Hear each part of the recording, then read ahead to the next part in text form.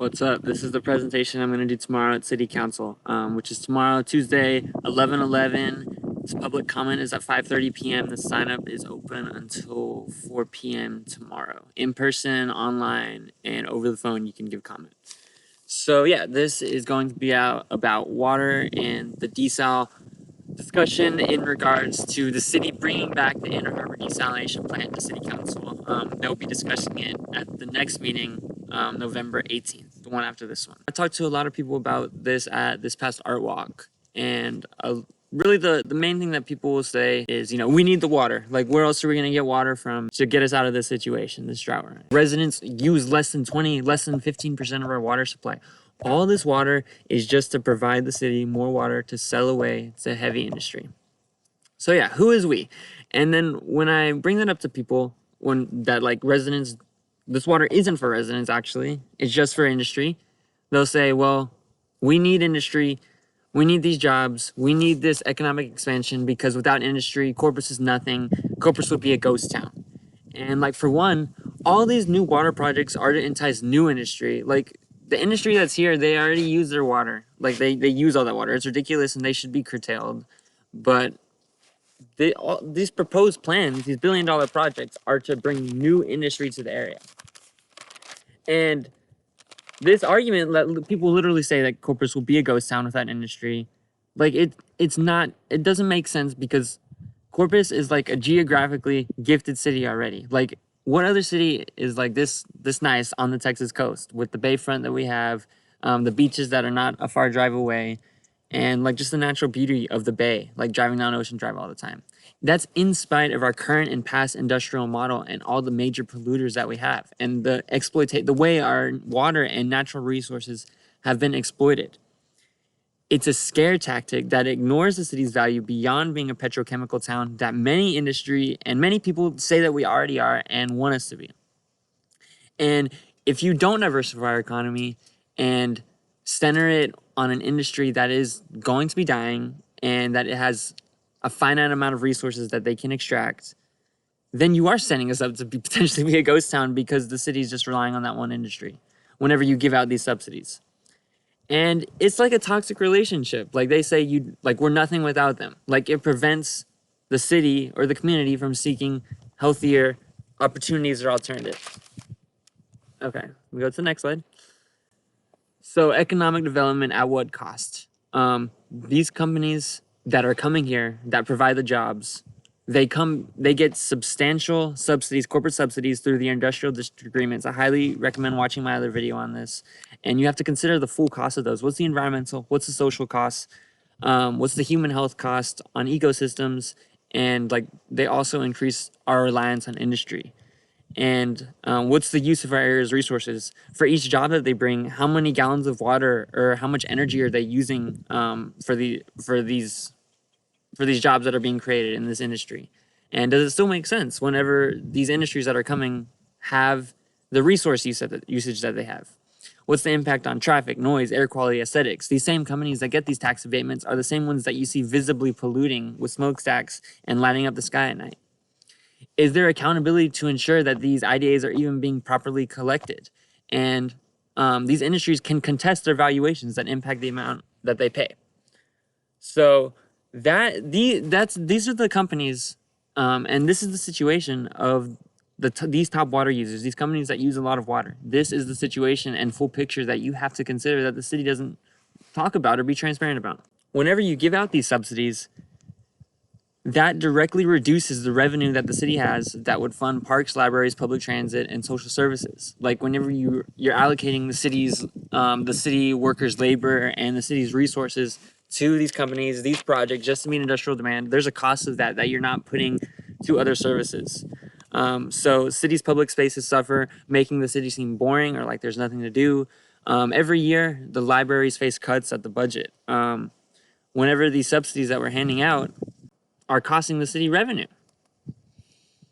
And then when people argue that without the water, people are gonna leave, industries are gonna leave, people already leave Corpus because a lack of things to do, because of the obvious corruption and corporate influence that impacts our city, and they impact our elections. these companies wield political power to control our city council. We already have the port, which is a huge driver of this. And you get city council members in there that are prioritizing industry's interests instead of regular people. It impacts our poor infrastructure and like a lack of progress overall. When people don't see that, they leave. Already, that's people that are already leaving. And the public pays twice. Once with the increased rates because of the amount of water that's being used, and the city has to recoup these costs for these projects. And residents don't get the same property tax breaks that these companies get through their IDAs.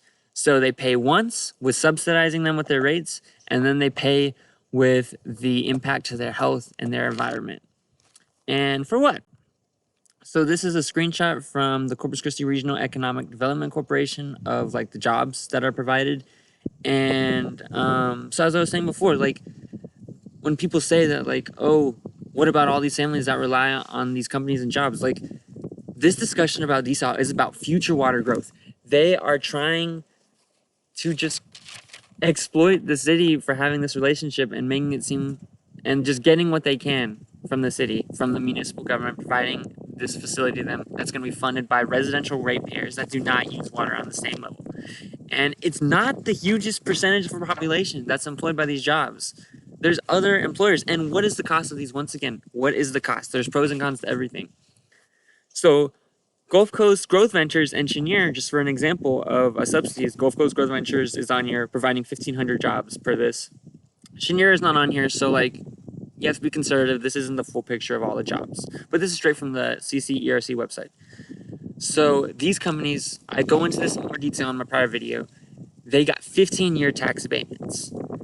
And so over those 15 years, like if you say 15 million per year, which is a conservative estimate, that's 225 million over 15 years of lost revenue for the city's budget. So 1,500 workers, that's 150,000 public subsidy per worker that's given to these companies before any workers are paid. And then I would say like the wages that these workers are paid for these companies is not at all going up at the same rate of profits that they're making. And these jobs come with a bit of a health risk, I would say too. And getting to my last slide, so don't go on too long. This was a slide that the city council was presented when considering how much to raise residential water rates. So option one is a 478 rate increase. Option two is a 408 increase. The lowest one is 234. And they were saying like, oh, if the lowest option is to increase 234, and if we do that, we're gonna have less revenue, and we're gonna have to cut these things. The Owen Stevens treatment plant generator, leak detection program, things that residential water infrastructure. That like if we don't raise rates for residents, we're not going to be able to fund these. And this is exactly what we're talking about of not prioritizing or funding residential infrastructure. They won't spend. Apparently, there's not 4.3 million if we don't raise rates. 4.3 million, but they wanted to spend 1.2 billion plus to construct the plant, and then 50 million annually for maintenance, and then another 30 to 40 million for debt service and interest expense on the loans from the state just to fund these projects. So like there's an alternative. Like the city could be investing in quality of life, clean water, prioritizing residents, vibrant parks, libraries that have longer hours. The city would attract a broader range of people and create a more diverse economy that's not so dependent on a single industry that's exploiting the natural resources. And because on the alternative, we are just stuck in the cycle of like, we have to give them whatever we need, even though there's a cost to that. And like residents don't use the water that warrants these mega water projects. So I hope that was helpful, and I will try. I'm gonna have to really cut this down for the public comment tomorrow. But peace out.